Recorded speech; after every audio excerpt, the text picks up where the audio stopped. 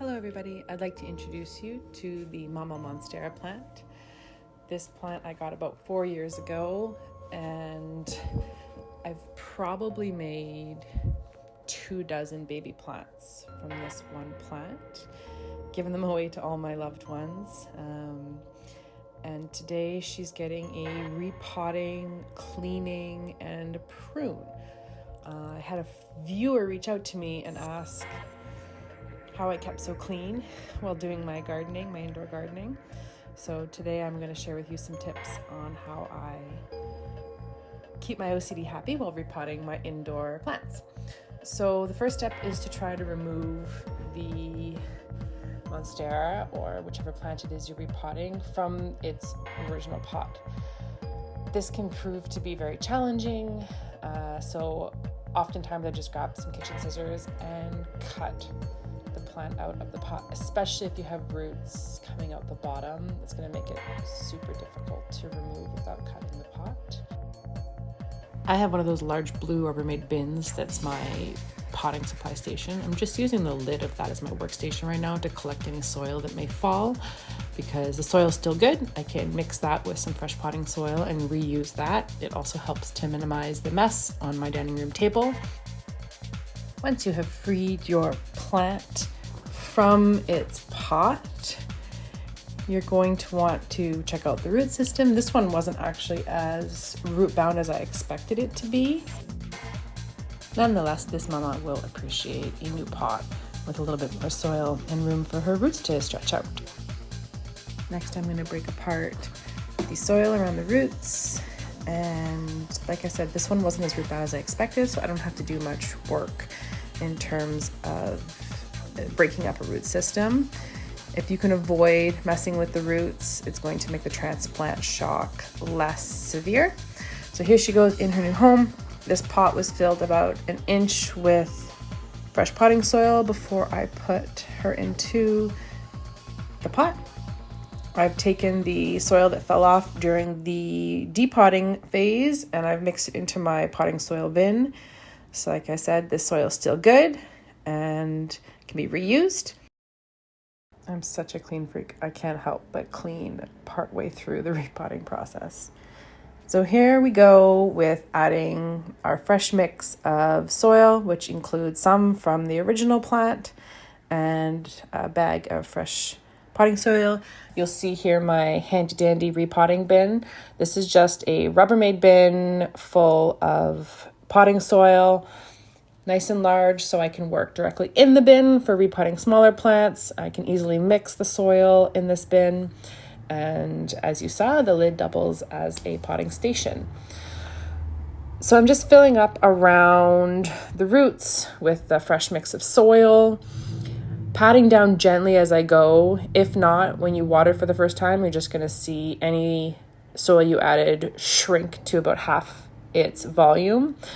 So you'll just want to add a little bit of natural compaction with your fingers to make sure that the plant is propped up in the position you want it, and that when you water, the soil won't quickly compact.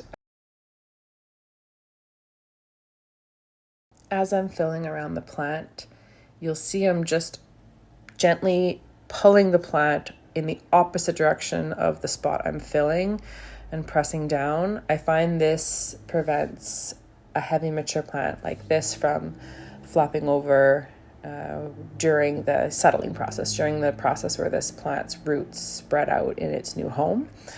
So you see with each turn, I've got the plant pulled gently, very gently in the opposite direction of where I'm putting the soil. Once you've got a full circle, you're going to want to pat down all around one more time, especially focusing on the edges. And if you find a weak spot or the soil goes down with your pat, that's where you want to add a little bit more. At this point, I'm not moving the plant too much when I'm adding soil because I've already compacted all the way around this root system. Now it's time to prune this mama. So the first rule of thumb when pruning is to remove any dead, damaged, or diseased leaves. This goes for pruning all shrubs and trees. First step is just to remove what's not going to help the plant thrive, and then you can see really what you're working with. Considering how long it's been since this girl has had a haircut, I'm quite impressed with how healthy her leaves are.